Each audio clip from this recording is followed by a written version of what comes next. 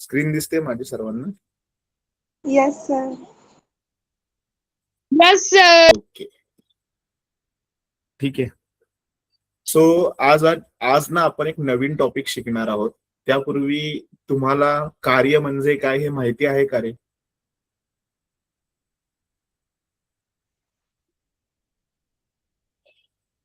आज आपण एक टॉपिक शिकणार आहोत. नेक्स्ट जो आपला सायन्सचा दुसरा लेसन आहे, कार्य आणि ऊर्जा. तर कार्य म्हणजे काय, हे नक्की काय? आपण केलेले काम. आपण केलेले काम. Very good. अजून म्हणजे काम करतो म्हणजे काय करणं, नक्की काय करतो, कसं काय हे करतो, कार्य करताना काय काय लागतं? आपल्याला ऊर्जा लागते आणि वेळ पण लागतो ना. Yes sir. बरोबर. मग आज आपण जो टॉपिक शिकणार आहोत, कार्य आणि ऊर्जा, तर तुम्हाला एक बॅकग्राऊंड चित्र दिसतंय स्क्रीनवर. तर इथं सगळे व्यक्ती कामच करतायत ना? Yes sir. Yes sir. काय कार्य करतायत रे ते? ते एक माणूस आपल्या बलावर पोतं घेऊन चाललंय. आपली ताकद म्हणजे फोर्स लावून एक खांद्यावर पोतं ठेवलेलं आहे आणि घेऊन चाललाय. एका वेळी एकच पोतं घेतोय. आणि दुसऱ्या साईडला तो ट्रॅक्टरवर हे घेऊन चालला. मग ह्या दोघांच्या कार्यामध्ये आणि ऊर्जेमध्ये फरक आहे ना? Yes sir. Yes sir. आणि हेच आपल्याला आज शिकायचं. ठीक आहे, तर सुरुवात करूया आपल्या नवीन पाठाला, ज्याचं नाव आहे कार्य आणि ऊर्जा. त्यापूर्वी तुम्हाला एक प्रश्न मला विचारायचा आहे. आपण मागचा टॉपिक शिकलो त्या धड्याचं नाव काय होतं? गतीचे नियम. गतीचे नियम. त्याच्यावर आधारित एक मला तुम्हाला वर्कशीट द्यायची आहे, कार्यपत्रिका द्यायची आहे. मी आज ती ग्रुपला पाठवणार आहे. तर ती मला पुढच्या आठवड्यापर्यंत तुमच्याकडून पूर्ण करून हवी. मिळेल ना? Yes sir. ठीक आहे. मी आजचं लेक्चर संपल्यानंतर जो आपला पाठचा टॉपिक शिकून झालाय, आपला प्रकरण शिकून झालंय गतीचे नियम, त्याच्यावर आधारित जी कार्यपत्रिका आहे ती मला पूर्ण करून द्यायची आहे. तुम्ही पुढच्या लेक्चर पर्यंत म्हणजे पुढच्या शुक्रवारपर्यंत मला ते पूर्ण करून हवंय. रोज एक एक प्रश्न जरी केला तरी आपला अभ्यास पूर्ण होईल. ठीक आहे. आणि काय अडचण असेल तर आपण ती डिस्कस करू लेक्चर मध्ये. ठीक आहे.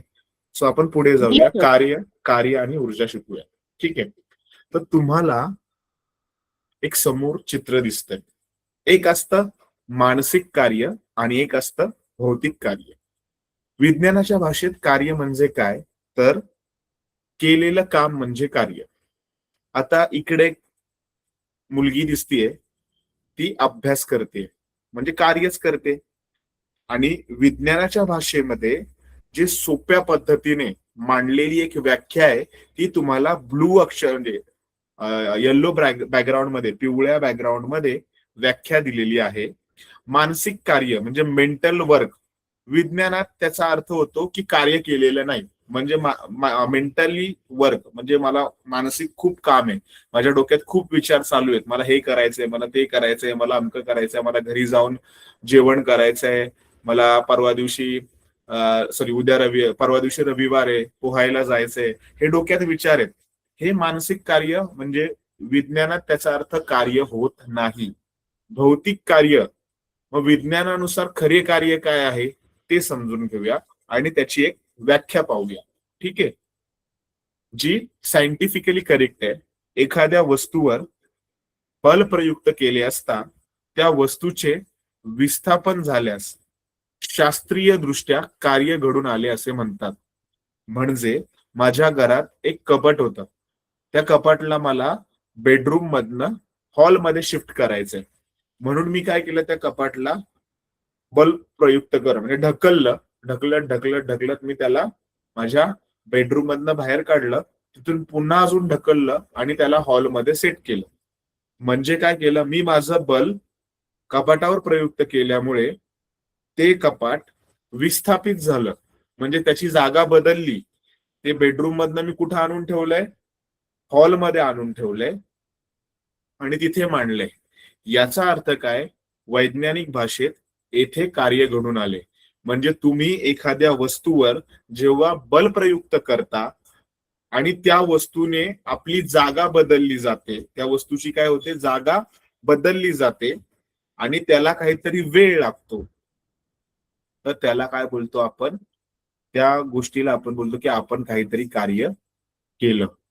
आणि आपलं एक उद्दिष्ट होतं की दैनंदिन जीवनातील कार्य काय आहे आणि विज्ञानातील कार्य काय आहे यातलं फरक ओळखायचं.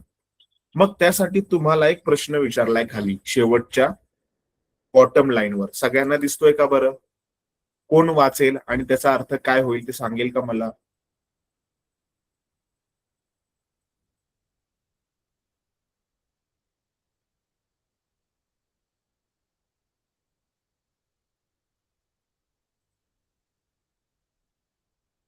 नाही काय कळलं का? प्रश्न नाही कळाला का? विचार करा, एका जागेवर उभे राहून तुम्ही जड बादली, पाण्याची जड बादली 2 तास धरून ठेवली. विज्ञानानुसार तुम्ही किती कार्य केले? 2 तास. व्याख्या वाचली नाही तुम्ही, व्याख्या समजली नाही तुम्हाला.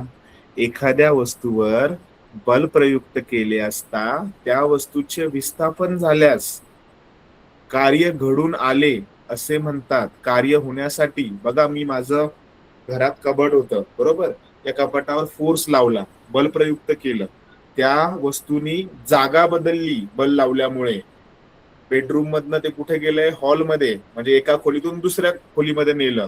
जागा आता वेगळी झाली ना, अंतर झालं ना, विस्थापन झालं त्याचं. तर वैज्ञानिक भाषेत त्याला काय बोललं जातं की आपण कार्य केलं. आता तुम्ही एका जागेवरच उभे आहात, तुम्ही पाण्याची बादली फक्त उचलली आणि 2 तास हातात धरून ठेवली, फक्त अशी उचलून हातात धरून ठेवलेली आहे, तिथेच आहात, कुठेच गेला नाही. मग कार्य किती झालं? 0. शून्य ना. तुम्ही जागेवरनं हल्ला का? नाही, जिथे होता तिथेच होता. मग कार्य होण्यासाठी काय लागतं की बल पण लावावं लागतं आणि त्या वस्तूचं काय झालेलं पाहिजे, विस्थापन झालं पाहिजे. मग तुम्ही जर फक्त बादली उचलून 2 तास एका जागेवर उभे राहिला तर तुम्ही कार्य काय केलं? 0 ना. समजलं आता? Yes, sir. अवघड आहे ना, खूप अवघड आहे ना. सोपं आहे सर. हा, मग सायन्स काय सांगतं आता, आदमला वाटतंय सोपं आहे, दुसरा एखादा मी अवघड प्रश्न विचारला तर आदम मला बोलणार की सर तुम्ही खूप अवघड प्रश्न विचारला. ठीक आहे, मी विचारला यासाठी कारण की तुम्ही तसा विचार करावा. विज्ञान शिकायचं म्हणजे फक्त पाठांतर करायचंच नसतं, काय की त्याच्या पाठीमागचा शास्त्रीय आणि वैज्ञानिक दृष्टिकोन पण आपल्याला लक्षात राहायला पाहिजे. त्या पद्धतीने विचार करायचा. फक्त मार्क्स मिळतायत, मला 100पैकी 100 मार्क्स मिळाले, मी फक्त पाठांतर केलं म्हणून पण मिळू शकतात, पण त्याच्या पाठीमागचं विज्ञान पण कळणं गरजेचं आहे. त्यामुळे मी सोपा प्रश्न विचारला होता की एका जागेवर तुम्ही पाण्याची जड बादली उचलून 2 तास उभे आहात, मग त्यात विज्ञानानुसार काम झालं का तुमचं? तर बाबा नाही झालं. का नाही झालं? कारण की तुम्ही जागाच बदलली नाही, तुम्ही आहे त्याच ठिकाणी होता. वैज्ञानिक भाषेत आपण व्याख्या काय शिकलोय की एखाद्या वस्तूवर बल प्रयुक्त केल्यावर ती वस्तू काय झाली पाहिजे, विस्थापित झाली तर आपण कार्य केलं, अदरवाईज कार्य केलेलं नाहीये, बरोबर. आणि याच्यावरून आपल्याला कार्य याची व्याख्या कळते आणि त्याचं सूत्र पण कळतं, जे की परीक्षेला 1 मार्क्ससाठी विचारलं जातं आणि ते हमखास विचारलं जातं. कार्य बरोबर बल गुणिले विस्थापन. विस्थापनला इंग्लिशमध्ये डिस्प्लेसमेंट म्हणतात, बलला इंग्लिशमध्ये फोर्स म्हणतात. ठीक आहे. मग फोर्स आपण एफ लेटरने दाखवतो, म्हणजे बल आपण एफ अक्षराने दाखवतो, विस्थापन आपण स्मॉल एस ने दाखवतो, आणि कार्य म्हणजे वर्क, इंग्लिशमध्ये त्याला वर्क असं बोलतात, म्हणून त्याला डब्ल्यू ने मेन्शन केलं जातं. कार्य होण्यासाठी 2 गोष्टींची अत्यंत गरज असते, एक म्हणजे फोर्स आणि दुसरी म्हणजे विस्थापन, म्हणजे बल आणि डिस्प्लेसमेंट. म्हणजे मराठीमध्ये बल बोलतो, इंग्लिशमध्ये फोर्स, मराठीमध्ये विस्थापन बोललं जातं, इंग्लिशमध्ये डिस्प्लेसमेंट. या दोन्ही गोष्टींची गरज असते.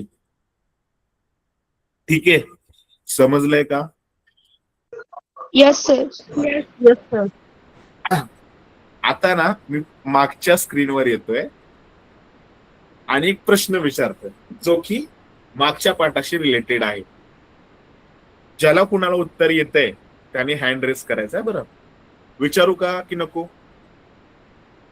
येस. बरं ठीक आहे. एकाच उत्तर आलंय, बाकीच्यांचा मूड नाही वाटतं. ठीक आहे, ज्याला उत्तर माहितीये तो हँड रेस करून उत्तर देईल आणि नाही आलं उत्तर तर मी सांगेल. ठीक आहे. प्रशांत नावाचा एक व्यक्ती आहे.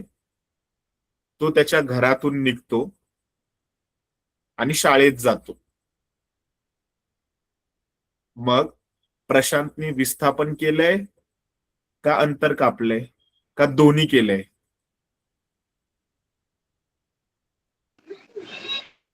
दोन्ही केलं. मी प्लीज प्लीज कोणी असं उत्तर नाही फोडायचा प्लीज. हा, कोणाचं? आदमचं तुझं उत्तर काय? सर त्यानं दोन्ही बी केलंय. काय काय केलंय?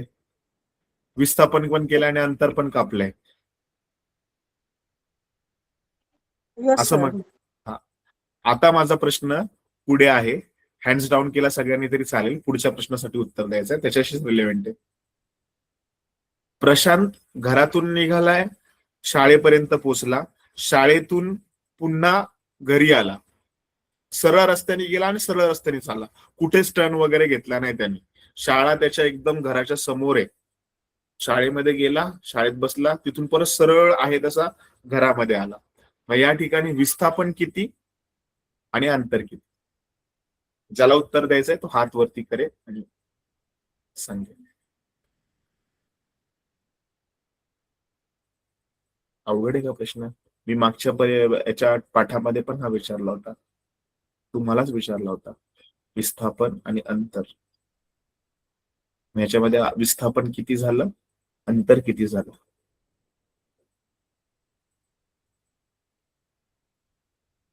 कोणालाच माहित नाही.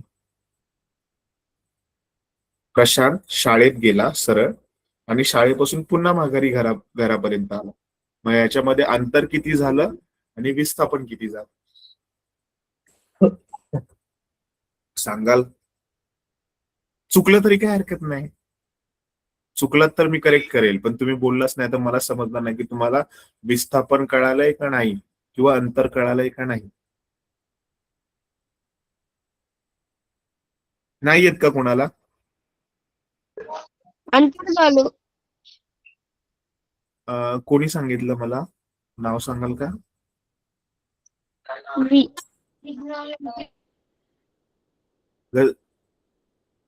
ठीक आहे. हा बेटा, नाव सांगाल का तू?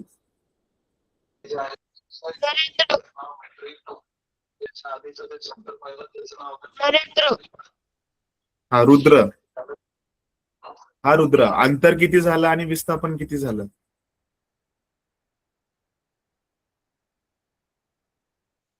अंतर झालं. अंतर. अंतर उत्तर आहे का तुझं? ठीक आहे, मला वाटतं नेटवर्क इश्यू आहे. हो. ठीक आहे. या ठिकाणी अंतर झालं दुप्पट पण विस्थापन झालं 0. का? तर विस्थापन होण्यासाठी जागा बदलावी लागते. विस्थापन कधी होतं? ए पोझिशन पासून बी पर्यंत गेला आणि बी पासून पुन्हा एच पोझिशन मध्ये आला. म्हणजे प्रशांत निघाला कुठं होता? घरातून. ठीक आहे, पोचला कुठे? शाळेमध्ये. पहिल्यांदा विस्थापन झालं, अंतर पण झालं आणि विस्थापन झालं. अंतर जर 2 मीटर असेल तर विस्थापन पण 2 मीटर. पण जेव्हा तो शाळेमधनं घरी आला, ठीक आहे, तर अंतर दुप्पट झालं. 2च्या दुप्पट किती होतात? 4. पण विस्थापन 0 का झालं? कारण प्रशांत घरातून निघाला होता आणि पुन्हा कुठे आलाय? घरामध्येच आलाय. म्हणजे विस्थापन जो आहे त्याच ठिकाणी पुन्हा आला, तर टोटल विस्थापन 0, पण अंतर किती कापलं त्याने? दुप्पट म्हणजे 4. समजलंय का? विस्थापन मधला आणि अंतरामधला फरक. विस्थापन म्हणजे जागेमध्ये बदल झाला पाहिजेत आणि ते बदल, जागेमधला बदल आपण अंतराने मोजतो. मग जायला 2 मीटर, यायला 2 मीटर, 2 - 2 0 झाला ना. जागेवर तो आहे त्याच ठिकाणी आला. ए मधनं निघाला आणि पुन्हा ए मध्येच आला, तर विस्थापन 0 झालं, पण अंतर त्यांनी पूर्ण किती कापलंय? 4 मीटर. समजलंय का? Yes sir. Yes sir. मग मग हेच समजवायचंय मला, कारण जेणेकरून तुम्हाला पुढची गोष्ट समजली पाहिजे. मग आता इथे एक प्रश्न होता बघा ह्या स्क्रीनवर, की एका जागेवर उभे राहून तुम्ही पाण्याची जड बादली 2 तास धरून ठेवली, मग विज्ञानानुसार तुम्ही किती कार्य केले? तुमचं विस्थापन झालं होतं का? नव्हतं. म्हणजे शून्य विस्थापन. शून्य विस्थापन गुणिले तुम्हाला ताकद तर लावावी लागली बादली उचलण्यासाठी, बरोबर? फोर्स लावला तुम्ही, बल लावलं, पण तुमचं विस्थापन नाही झालं. म्हणजे 0 गुणिले तुमची ताकद, उत्तर काय झालं? कार्य पण 0च झालं. हेच मला तुम्हाला पटवून द्यायचं होतं, म्हणून मी तुम्हाला मागच्या पाठातील प्रश्न विचारला, विस्थापन म्हणजे नक्की काय आणि अंतर म्हणजे काय. तर मला असं वाटतं की तुम्ही त्या गोष्टी समजल्या पाहिजेत, कारण की हाच अभ्यास आपल्याला 11वी आणि 12वी, मी तुम्हाला अजून 10वीला जायचंय, 10वी नंतर तुम्ही 11वी 12वीला जाणार, आणि सायन्स माध्यमातून ज्यावेळेस तुम्ही शिकणार ना, हाच अभ्यास तुम्ही इंग्लिशमध्ये शिकणार आहात. डिस्प्लेसमेंट, वर्क, हे सगळ्या गोष्टी इंग्लिशमध्ये येणार आहेत. ह्याच्या व्यतिरिक्त नवीन काय नसणार आहे. ह्याची सोपी गोष्ट जावी तुम्हाला, म्हणून मी तुम्हाला असे प्रश्न विचारतो जेणेकरून तुम्हाला सायन्स सोपं वाटेल, विज्ञान सोपं वाटेल. पुढे जाऊया आपण. मग हीच गोष्ट आपल्याला सूत्रामध्ये शिकायची आहे. तर कार्य बरोबर सूत्र आहे आपलं बल गुणिले विस्थापन. बल हे एफ अक्षराने दाखवतात आणि एस म्हणजे विस्थापन, एस हे विस्थापनासाठी वापरतात. लक्षात ठेवा की जर बल लावले नाही पण वस्तू हल्लीच नाही, तर विस्थापन काय असेल? जर बल लावले, आपण बल लावलं म्हणजे बादली उचलली, बल लावलं पण वस्तू हल्लीच नाही, म्हणजे काय? की बादली उचलायला आपण खूप ताकद लावला, पण बादली काय आपल्याकडून उठलीच नाही. 40 किलोची बकेट आहे, बादली आहे, त्यात 40 किलो पाणी ओतलेले आहे, तुम्ही ताकद लावून उचलताय, ती इकडे तिकडे हलवायचा प्रयत्न करताय, पण ती वस्तू हल्लीच नाही, तर कार्य किती होईल? 0. कळलं का? मग उदाहरण तुम्हाला हे सोपं सांगतो मी तुम्हाला. तुम्ही भिंतीला खूप ताकद लावा, भिंत हलेल का रे? ढकलली तरी? No sir. मग हीच गोष्ट तुम्हाला सांगितलंय, भिंतीला कितीही ढकलले तरी भिंत हलत नाही, म्हणजे भिंतीचं विस्थापनच होत नाही, म्हणून तुमचं कार्य काय होतं? 0 आहे. हेच उत्तर मागच्या प्रश्नाचं उत्तर आहे, की तुम्ही बादली फक्त धरून ठेवली, तुम्ही कुठे गेलाच नाही, त्यामुळं कार्य काय झालं? 0 झालं. समजलंय का? खूप अवघड वाटतंय अजून पण? नो सर, समज. ठीक आहे, पुढे जाऊया. मग आता पुढचं, आता हे सूत्र आपल्याला खूप महत्वाचं आहे. आतापर्यंत आपण सूत्र पाहिलं होतं वर्कचं, म्हणजे कार्यचं. कार्य बरोबर बल गुणिले विस्थापन, बरोबर ना? मग ह्या सूत्रामध्ये आता बदल दिसतोय, की आता हे सरळ फक्त बल उचलला होता, म्हणजे बादली उचलली, खाली ठेवली किंवा ढकललं, बरोबर? मग सरळ रेषेत केलेलं कार्य असेल तर ह्यासाठी वापरतो आपण. पण जर आपण तिरपं बल लावलं तर त्याच्यामध्ये काय बदल होतो, म्हणजे ह्या सूत्रामध्ये काय बदल होतो, तर ते पाहूया. जेव्हा बल तिरपे लावले जाते त्यावेळेस कार्य कसं घडतं ते आपण पाहूया. लहान मुले जेव्हा गाडी दोरीने ओढतात, तर गाडी दोरीने ओढताना ती काय करते बघा. आता एक मुलगी आहे, तिने काय केलंय, कारला दोरी बांधलीये आणि गळ्यामध्ये अडकवली आणि ती चाललीये. ऍक्च्युली ती उलटी दाखवायला पाहिजे होती मला, पण ते चित्रामध्ये तशीच आहे. ठीक आहे, ती रशी तिच्या हातामध्ये, पण ती दाखवताना चुकीचं झालेलं आहे. तुमच्या पुस्तकामध्ये आहे ते बरोबर. एक मुलगा बदकाची गाडी घेऊन पुढे पुढे चाललाय, ठीक आहे, रशी बांधली बदकाच्या तोंडापाशी आणि तो वरती ओढतोय तिरप्या रेषेने. बदक हवेत उचललं जात आहे का? नाही जात. बदक सरळ रेषेने पुढे पुढे वाढतंय, चालत चाललंय. जेव्हा लहान मुले गाडी दोरीने ओढतात तेव्हा ती दोरी तिरपी ओढतात, पण गाडी सरळ जमिनीवरनं पुढे जाते. ती आकाशात जाते का? No sir. सुरुवातीला हळूहळू तुम्ही जोरात ओढून ठेवली तर ती हवेमध्ये लटकेल, पण हळूहळू ओढत राहिला आणि पुढे पुढे चालायला लागला तर दोरी तिरपी होते. तुम्ही जसे पुढे चालाल तशी ती गाडी मागे तुमच्या मागे मागे येत राहते. मग येथे बल आणि विस्थापन एकाच दिशेत नसतात. बल म्हणजे फोर्स जे एफ ने दाखवलंय, विस्थापन म्हणजे एस, हे दोन्ही पण एका दिशेत नसतात. विस्थापन सरळ रेषेत होतं आणि बल तिरपं लावलं जातं. विस्थापन सरळ रेषेत जमिनीच्या लगत असतं आणि बल जे असतं ते तिरपं लावलेलं असतं. मग दोन्ही पण एकाच दिशेत नसतात, एका कोणामध्ये असतात ते. एफ म्हणजे प्रत्यक्ष लावलेलं बल आणि F1 म्हणजे विस्थापनाच्या दिशेतील बल. आणि आपल्याला 9वी मध्ये एक गणितामध्ये म्हणजे गणित भाग 2 भूमितीमध्ये त्रिकोणमिती हा एक पाठ आहे. त्याच्यामध्ये कॉस थिटाचं एक सूत्र आहे. कॉस थिटा बरोबर लिहून घ्या तुम्ही वाटल्यास. कॉस थिटा बरोबर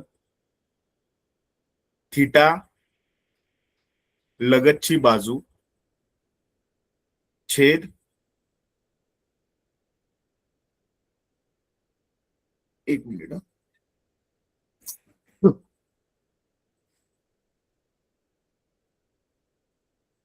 थिटा लगतची बाजू कोणासमोरील कोणा लगतची बाजू छेद कर्ण हे एक सूत्र आहे आपल्याला.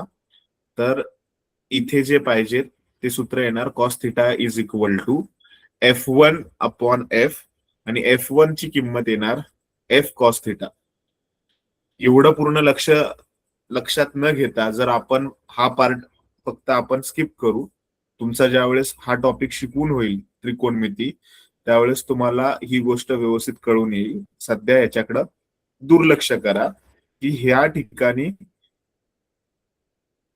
हे सूत्र ज्यावेळेस तुम्हाला शिकवलं जाईल भूमितीमध्ये त्यावेळेस तुम्हाला व्यवस्थित अंदाज येईल याचा. तर वर्क इज इक्वल टू जे सूत्र असतं ते एफ एस कॉस थिटा म्हणून पण असतं. ज्यावेळेस तिरपं बल लागतं त्यावेळेस ते एका कोणामध्ये लागतं आणि तो कोण असतो कॉस थिटा. तो कोण काय असतो कॉस थिटा. आणि हे आपल्याला लक्षात ठेवण्याची एक ट्रिक आहे, ती आहे की कोणातून ओढलेले गाडीचे चाक सूत्रामध्ये सूत्रामध्ये जर ते आले तर ते कॉस थिटाचा भाग बनून जातं. कशाचा भाग बनून जातं कॉस थिटाचा भाग बनून जातं. आणि आपल्याला सूत्र मिळतं कार्य म्हणजे W बरोबर बल गुणिले विस्थापन. बल आपण F अक्षराने दाखवतो गुणिले विस्थापन S अक्षराने दाखवलं जातं गुणिले एक कोण तयार होतो, तो कोण आहे कॉस थिटा. तो कोण कोणता आहे कॉस थिटा, तो आपल्याला माहिती पाहिजे. ठीक आहे. तर हे आपल्याला एक नवीन सूत्र मिळालंय. ते सूत्र आहे W बरोबर F गुणिले S गुणिले कॉस थिटा. आता विचार करा की ट्रॅक्टरने नांगर ओढताना बल जमिनीला समांतर असते का कोणातून समांतर असते.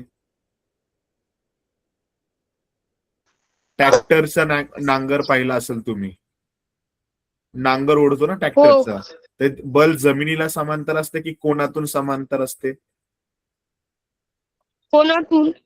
कोणातून असते. कारण की ट्रॅक्टरचा जे वरचा जो नांगर असतो तो वरती असतो बरोबर. जेव्हा तो जमिनीत घुसवला जातो तेव्हा एका कोणामध्ये घुसवला जातो, जमिनीला समांतर राहत नाही. त्यामुळे ट्रॅक्टर जेव्हा जमीन नांगरतो तेव्हा त्याचा नांगर जमिनीमध्ये घुसलेला असतो आणि ट्रॅक्टर सरळ चाललेला असतो. त्यामुळे जमीन उखणली जाते. म्हणजे इथे काय येणार वर्क बरोबर फोर्स, ट्रॅक्टरने लावलेला फोर्स, विस्थापन म्हणजे ट्रॅक्टर पुढे पुढे चालला, कॉस थिटा एक अँगल होतो तयार आणि जमीन काय जाते उखणली जाते एका कोणामध्ये. समांतर असतं की कोणातून असतं तर ट्रॅक्टर ओढताना बल जमिनीला समांतर नसतं, ते कोणातून असतं. म्हणजे तो कोण कोणता असतो तर कॉस थिटा. ठीक आहे पुढे जाऊयात. मग कार्य मोजण्याचं एकक काय आहे तर कार्य मोजण्यासाठी आपल्याला बल लागतं. बल आपण F अक्षराने दाखवतो, विस्थापन आपण S अक्षराने दाखवतो. मग याच्यापासून एक एकक तयार होतं. कुणाला स्क्रीन नाही दिसत आहे? दिसते सर. सगळ्यांना दिसत- तुमच्याकडे नेटवर्क इश्यू असला त्यामुळे तर दिसणार नाही. जर तुमच्याकडे नेटवर्क इश्यू असेल तर कदाचित दिसणार नाही. तुमच्याकडे नेटवर्क स्टेबल झालं तर दिसेल. सॉरी. हो सर. ठीक आहे. तर कार्याचं एकक काय आहे ते जाणून घेऊया. जसं आपण दूध, घरामध्ये येणारं दूध कशामध्ये मोजतो? लिटरमध्ये. गहू कशामध्ये मोजतो? किलोमध्ये. तसं कार्य मोजण्यासाठी ठराविक एकक असतात. SI पद्धत म्हणजे प्रमाणित एकक जे वापरलं जातं. SI म्हणजे स्टँडर्ड इंटरनॅशनल मेथड, जी प्रमाणित आंतरराष्ट्रीय एकक पद्धत वापरली जाते त्याला बोलतो आपण SI पद्धत. तर बलाचं SI पद्धतीमधलं एकक आहे न्यूटन. आपण मागच्या पाठामध्ये जो नियम पाहिलाय, गतीचे नियम, त्याच्यामध्ये बलाचं एकक काय होतं? न्यूटन. SI पद्धतीमध्ये हे शिकलो होतो, बरोबर? बल मोजण्यासाठी SI पद्धतीतलं एकक काय आहे? न्यूटन. आणि विस्थापन मोजण्याचं SI पद्धतीतलं एकक आहे मीटर. पण न्यूटन इंटू मीटर जर केलं तर त्याच्यापासून बनतं कार्य, आणि कार्याचं SI पद्धतीतलं एकक आहे जूल, जे दाखवलं जातं कॅपिटल J अक्षराने. CGS पद्धतीमध्ये बलाचे एकक आहे डाईन आणि विस्थापनाचे एकक आहे सेंटीमीटर. मग ह्यांचा जर गुणाकार केला तर CGS पद्धतीमध्ये कार्याचं एकक होतं अर्ग. मग परीक्षेमध्ये आपल्याला प्रश्न विचारला जातो की 1 जूलची व्याख्या काय आहे? असा प्रश्न पेपरला आपल्या पेपरमध्ये विचारणार. 1 जूल म्हणजे काय असं जर विचारलं तर आपल्याला हे उत्तर लिहिता आलं पाहिजे. 1 न्यूटन बलाच्या क्रियेमुळे वस्तूचे बलाच्या दिशेने 1 मीटर पर्यंत विस्थापन होत असल्यास घडून आलेले कार्याला 1 जूल असे म्हणतात, किंवा घडून आलेले कार्य हे 1 जूल असते. म्हणजे 1 जूल बरोबर 1 न्यूटन गुणिले 1 मीटर. म्हणजे एक वस्तू आहे, त्याच्यावर 1 न्यूटन बल लावल्यामुळे त्याचं विस्थापन 1 मीटर पर्यंत होत आहे, तर त्याला बोलतो आपण 1 जूल कार्य झालं. आणि कार्य मोजण्याचं एकक आहे ते आहे जूल. इंग्लिश मध्ये त्याला J सिम्बॉलने वापरलं जातं, J सिम्बॉल लेटरने दाखवलं जातं. ठीक आहे. आणि एक प्रश्न विचारला की जूल आणि अर्ग यावरील रिकाम्या जागा आपल्याला MCQ ला नक्की येतात. म्हणजे काय विचारतात की कार्य मोजण्याचे SI एकक डॅश डॅश आहे. कार्य मोजण्याचे एकक SI एकक, SI म्हणजे प्रमाणित पद्धत, एकक डॅश डॅश आहे तर जूल. आणि CGS पद्धत काय आहे? अर्ग. हे आपल्याला रिकाम्या जागाला दरवेळेस विचारलं जातं परीक्षेमध्ये. समजलंय का इथपर्यंत तुम्हाला? Yes sir. Sir. Yes sir. Okay. मग आता हा प्रश्न पण पेपरला बऱ्याचदा विचारला जातो, जे तुम्हाला पूर्ण करण्यासाठी रिकामे जागेत म्हणजे कृती पूर्ण करा म्हणून विचारलं जातं की जूल आणि अर्ग यामध्ये संबंध काय आहे. आपल्याला माहित आहे की 1 न्यूटन म्हणजे 10⁵ डाईन. हे आपण मागच्या पाठामध्ये शिकलेलो आहे. 1 न्यूटन बरोबर किती डाईन? तर 10⁵5 डाईन. हे आपलं उत्तर आहे. आणि 1 मीटर म्हणजे किती? तर 1 मीटर म्हणजे 100 सेंटीमीटर. आता 100 हा कुणाचा वर्ग आहे? 10चा वर्ग आहे, बरोबर ना? म्हणून 10च्या डोक्यावर किती लिहिलेले आहेत? 2. 1 मीटर बरोबर 10⁵2 सेमी, बरोबर? मग आपल्याला जूल आणि अर्ग याच्यातला संबंध सांगायचा आहे. जूल हे SI एकक आहे आणि अर्ग हे CGS एकक आहे, बरोबर? जूल हे कुणाचं एकक येतं? वर्कचं, म्हणजे कार्याचं एकक आहे. मग कार्य कसं होणार? 1 जूल कार्य बरोबर 1 न्यूटन गुणिले 1 मीटर. 1 जूल बरोबर 1 न्यूटन गुणिले 1 मीटर. 1 न्यूटन म्हणजे काय? बल मोजण्याचं एकक 1 न्यूटन. 1 न्यूटन म्हणजे किती होतात? 10⁵ डाईन. बरोबर. त्याला मल्टिप्लाय केलं म्हणजे गुणलं कुणानी? 1 मीटरनी. 1 मीटर मध्ये सीजीएस म्हणजे सेंटीमीटर ग्राम सेकंड. तर 1 मीटरला सेंटीमीटर मध्ये कन्वर्ट केलं तर उत्तर आलं 10⁻² सेमी. मग इथं 10च्या घातांकामध्ये 5 आहे, दुसऱ्या ठिकाणी 10च्या घातांकामध्ये 2 आहे. दोघांचा पाया किती आहे? 10. पण घातांक काय आहे? वेगवेगळे. आणि दोघांमध्ये कोणती क्रिया केलेली आहे? गुणाकाराची. तर घातांकाच्या नियमानुसार जर दोन संख्यांचा पाया समान असेल आणि त्यांच्या दोघांमध्ये गुणाकार केला जातो तेव्हा त्यांच्या घातांकांची काय होते? बेरीज. हे इयत्ता 7वी मध्ये आपण शिकलोय, घातांक आणि घातांकाचे नियम. म्हणजे इथं 10 पाया दोघांकडे सेम होता, तो एकदाच लिहिला आणि त्यांचे घातांक वेगवेगळे होते.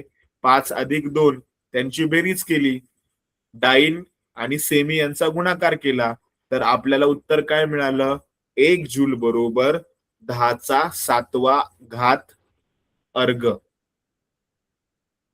पेपरला विचारलं जातं 1 जूल बरोबर किती अर्ग, आणि प्रश्नामध्ये बहुपर्यायी दिलेले असतात. 10⁵, 10⁻², 10⁻⁷, 10⁻15. तर आपलं उत्तर काय पाहिजे? 10⁷ अर्ग. ठीक आहे. हा परीक्षेला हमखास प्रश्न विचारला जातो आणि हा आवडीचा प्रश्न आहे परीक्षेमधला सगळ्या शिक्षकांचा, की 1 जूल बरोबर किती अर्ग. आणि बऱ्याच वेळा हा प्रश्न विचारतात. आपल्याला लिहिता आलं पाहिजे 1 जूल बरोबर 10⁷ अर्ग. आणि हे लक्षात ठेवायचं म्हटलं तर न्यूटनचे 5, मीटरचे 2, जूलच्या खिशात गेले 7. न्यूटनच्या खिशात गेले 7 फोन. न्यूटनचे 5, मीटरचे 2, जूलच्या खिशात गेले 7 फोन. म्हणून 1 जूल बरोबर 10⁷. हे आपण मेमरी ट्रिक साठी सुद्धा वापरू शकतो. समजलंय का? परीक्षेला हे विचारलं जाईल. Yes, sir. नेक्स्ट आहे शेवटचा टॉपिक, धनकार्य. म्हणजे पॉझिटिव्ह कार्य कशाला बोलायचं, निगेटिव्ह कार्य कशाला बोलायचं. ठीक आहे. जेव्हा बलाची आणि विस्थापनाची दिशा एकच असते, म्हणजे ज्या दिशेत तुम्ही बल लावता त्याच दिशेत कार्य होतं, तर त्याला बोललं जातं धनकार्य. म्हणजे काय केलं की माझ्या हातात एक फोन आहे, दिसतोय तुम्हाला. मी फोनला उजवीकडून डावीकडे ढकलतोय. कुठून? उजवीकडून डावीकडे. बरोबर. आणि विस्थापन कुठं होतंय? डावीकडेच होतंय. मी बल कुठून लावला? उजवीकडं, डावीकडे वस्तू सरकण्यासाठी. आणि विस्थापन पण कुठे झालंय? डावीकडे. म्हणजे ज्या दिशेने तुम्ही बल लावलाय त्याच दिशेने कार्य होतं, तर त्याला काय बोललं जातं? धनकार्य. जेव्हा बलाची दिशा आणि विस्थापनाची दिशा एकच असते तेव्हा त्या केलेल्या कार्याला धनकार्य असं म्हणतात. तर तुम्हाला हे समजावं म्हणून मी चित्र दिलेलं आहे. पहिली कार दुसऱ्या कारला खेचते ना, पाठीमागच्या कारला. हो. बल कुठे लावलंय? पुढच्या साईडला. विस्थापन कुठे झालंय? पुढच्या साईडला. बरोबर. ज्या साईडला कार चाललीये त्याच साईडला विस्थापन पण होतंय. मग अशा कार्याला आपण बोलतो धनकार्य. कारण या ठिकाणी कॉस थिटा म्हणजे कोण या ठिकाणी 0 असतो.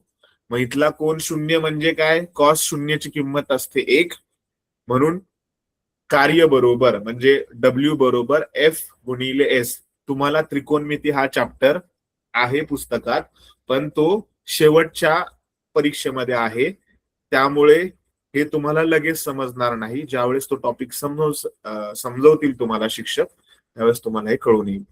कॉस थिटा म्हणजे इथं कॉस थिटाची किंमत आहे 0. कॉस 0 म्हणजे 1 असतो. म्हणून इथं W बरोबर F गुणिले S. आता हे समजून घ्यायचं असेल धनकार्य तर आपल्याला उदाहरणं माहिती पाहिजेत. बंद पडलेल्या ट्रॅक्टरला किंवा बसला धक्का देणे हे कशाचं कार्य आहे? धनकार्य आहे. विहिरीतून पाण्याची बादली दोरीने सरळ रेषेत वर खेचणे हे सुद्धा धनकार्य. तुम्ही वरती खेचताय ना, त्याचं विस्थापन पण वरतीच होत आहे. तुम्ही बल पण वरच्या दिशेने लावताय. ज्या दिशेने बल लावलंय त्याच दिशेने काय झालं पाहिजे? विस्थापन झालं पाहिजे. त्याला बोलतो आपण धनकार्य. आणि ह्याचं सोपं उदाहरण म्हणजे काय की जेव्हा तुम्ही सायकलचे पेडल मारता, सायकलचा पेडल पुढे मारता, सायकल पण कुठे जाते? पुढेच जाते. बरोबर. सायकलचा पेडल आपण पायाने पुढे ढकलतो म्हणजे फोर्स पुढे लावला जातो, तेव्हा सायकलचं चाकेचं काय होतं? विस्थापन होतं. विस्थापन म्हणजे का? जे चाक ए वरनं बी पोझिशन वर जातं, पुढच्याच दिशेने जातं. तुम्ही पॅडल पण पुढच्याच दिशेने मारता, मग ते केलेलं कार्य म्हणजे धनकार्य होय. म्हणजे ज्या दिशेने बल लावलं जातं त्याच दिशेने विस्थापन होत असेल तर त्या कार्याला धनकार्य असं म्हणतात. समजलंय का? Yes, sir. सर. नेक्स्ट आहे ऋणकार्य. ऋणकार्य म्हणजे काय ते पाहूया. जेव्हा बलाची दिशा आणि विस्थापनाची दिशा एकमेकांच्या विरुद्ध असते तेव्हा झालेलं कार्य ऋण असतं असं म्हणतात. कारण या ठिकाणी कॉस थिटा, थिटा म्हणजे कोन, कोणाचं माप असतं 180. जेव्हा कॉस 180 असतो त्याची किंमत असते ऋण 1. ऋण 1 मुळे हे कार्य ऋण होऊन जातं. W बरोबर -F गुणिले S. गतीला विरोध करणाऱ्या, हे का होतं ते जाणून घेऊया. गतीला विरोध करणाऱ्या बलामुळे हे कार्य होतं. उदाहरणार्थ घर्षण बल. जेव्हा तुम्ही सायकल चालवता, ठीक आहे, सायकल चालवता आणि अचानक ब्रेक दाबता, ब्रेक दाबल्यानंतर सुद्धा बघा, ब्रेक दाबल्यानंतर सुद्धा सायकल लगेच थांबत नाही. ब्रेक दाबल्यावर तुम्ही ब्रेक लावल्यानंतर सुद्धा पुढे जाता, घसरता आणि थोडस पुढे जाता. लगेच अर्जंट ब्रेक लावल्यावर आहे त्या ठिकाणी सायकल थांबत नाही. थोडी एकदम फास्ट सायकल चालवत असाल, अचानक ब्रेक दाबला तर सायकल घसरते आणि पुढे जाते. घसरून पुढे जाते म्हणजे काय? तर तुम्ही ब्रेक दाबला होता तरी सुद्धा तिने काय केलं? थोडस कार्य केलं घर्षण बलामुळे, तर त्याला आपण बोलतो नेगेटिव्ह कार्य. मित्राने फेकलेल्या क्रिकेटच्या चेंडूचा झेल घेताना हात मागे घेणं, हात मागे ओढणं, का? तर तो बॉल जोरात लागू नये म्हणून आपण बॉल पकडताना मागे घेतो ना हात, ते काय करतो आपण? ऋण कार्य म्हणजे विरोधी बल लावतो, त्याला आपण नेगेटिव्ह वर्क म्हणतो. आणि बऱ्याच लोकांना हे माहित नसतं ऋण कार्य म्हणजे कार्य न होणे, असं सगळ्यांना वाटतं. ऋण कार्य म्हणजे काय की तुम्ही कार्य करत होता, अचानक ब्रेक दाबल्यानंतर ती गोष्ट थांबायला पाहिजेत ना, तरी सुद्धा ती गोष्ट पुढे जाते. सायकलला ब्रेक दाबला तुम्ही, पण तुम्ही खूप फास्ट मध्ये होता, लगेच सायकल थांबण्याऐवजी काय झाली? थोडीशी स्किड होऊन घसरून पुढे गेली. मग घसरून जी पुढे गेली आहे ना, तुम्ही कार्य काय केलं होतं? ब्रेक दाबला होता, फोर्स लावला होता, थांबवलं होतं, पण ती घसरून थोडीशी पुढे गेली म्हणजे काय? ते जे झालेलं कार्य आहे ते ऋण कार्य झालेलं आहे. बऱ्याच लोकांना हे वाटतं की कार्य झालं नाही म्हणजे ते कार्य ऋण कार्य आहे. हे चुकीचं आहे. याचा अर्थ काय की याचा अर्थ असा आहे की बल विस्थापनाला विरोध करत आहे. याचा अर्थ काय होतो? ऋण कार्याचा अर्थ असा होतो की बल विस्थापनाला विरोध करत असताना जे कार्य घडतं त्याला आपण बोलतो ऋण कार्य. समजलंय का? पुढे जाऊया. Yes, sir. शेवटचं शून्य कार्य येस सर. आणि इथपर्यंत आपण थांबणार आहोत. शून्य कार्य आणि इथपर्यंत आपण स्टॉप करतोय. ठीक आहे, 5 मिनिटं फक्त. शून्य कार्य म्हणजे काय? जेव्हा बल लावले असता विस्थापन होत नाही किंवा बल आणि विस्थापन एकमेकांना लंब असतात म्हणजे परपेंडिक्युलर असतात, 90 अंशावर असतात, तेव्हा कार्य शून्य होतं. म्हणजे मी जमिनीवर उभा आहे, मी जमिनीवर बल लावलंय 90 अंशात, मी जमिनीला उभा आहे म्हणजे माझ्यामध्ये आणि जमिनीमध्ये किती अंशाचा कोण आहे? 90 अंशाचा कोण आहे. याचा अर्थ मी जमिनीवर जे बल लावलेले आहे आणि मी उभाच राहिलेलो आहे, त्यामुळे माझं विस्थापन होत नाही. मी एका जागेवरून दुसरीकडे जात नाही, मी उभाच आहे. मग त्या ठिकाणी कार्य काय झालेलं आहे? शून्य आहे. जेव्हा आपण बल लावलं तरी सुद्धा विस्थापन होत नाही. तुम्ही भिंतीवर किती पण जोर लावा, भिंत हलते का? नाही हलत. विस्थापन होत नाही म्हणजे काय? की कार्य शून्य झालेलं आहे. कारण cos 90 ची किंमत शून्य आहे, म्हणून W बरोबर किती आलेला आहे? शून्य. मग तुम्हाला परीक्षेमध्ये विचारतात की धन कार्यामध्ये cos थिटा किती असतो? तर शून्य. हे विचारतात हा पेपरला, तुम्ही विसरू नका. धन कार्य होत असताना cos थिटाची किंमत किती असते? cos थिटा, थिटा म्हणजे कोण. cos थिटा किती असतो? 0 अंशाचा असतो. ऋण कार्य असताना cos थिटा किती असतो? 180 अंशाचा असतो. आणि शून्य कार्य होत असताना cos थिटा, थिटा म्हणजे कोणाचं माप, तो किती असतं? 90 अंश असतो. हे पेपरला विचारतात. म्हणून एकूण कार्य W ने दाखवतात, ते किती असणार आहे? शून्य असणार आहे. उदाहरण सांगितलेलं आहे की मोठ्या दगडाला ढकलणे. तुमच्या वजनापेक्षा 5 पट जड असलेला दगड तुम्हाला हलवायचा आहे, किती ताकद लावली तर तो दगड हलेल का तुम्हाला? नाही हलणार ना. मग त्या ठिकाणी कार्य काय असणार आहे? शून्य. डोक्यावर पाटी घेऊन एका जागी उभे राहणे, म्हणजे आंब्याची पाटी घेतली डोक्यावर, पण मी जागेवरनं हल्लोच नाही, विस्थापन झालंच नाही, तर कार्य काय होईल? शून्य होईल ना. बरोबर का? Yes, sir. तसंच कृत्रिम उपग्रहाचं आहे. कृत्रिम उपग्रह जर भारत देशावर आपण अरेंज केला असेल की मला फक्त भारत देशाचीच माहिती दे, मग जशी पृथ्वी फिरणार तसा तो कृत्रिम उपग्रह पण फिरणार. म्हणजे जिथे भारत देश आहे तिथेच तो राहणार. मग या ठिकाणी कृत्रिम ग्रहाने केलेलं कार्य सुद्धा काय आहे? शून्य आहे. कळतंय का? पृथ्वी फिरते तसा तो पण फिरणार, मग त्याचं विस्थापनच होत नाही ना. पृथ्वी नाही फिरली तर तो पण नाही फिरणार. म्हणून कृत्रिम ग्रहाचे गुरुत्वीय बलाने केलेले कार्य नेहमी काय असते?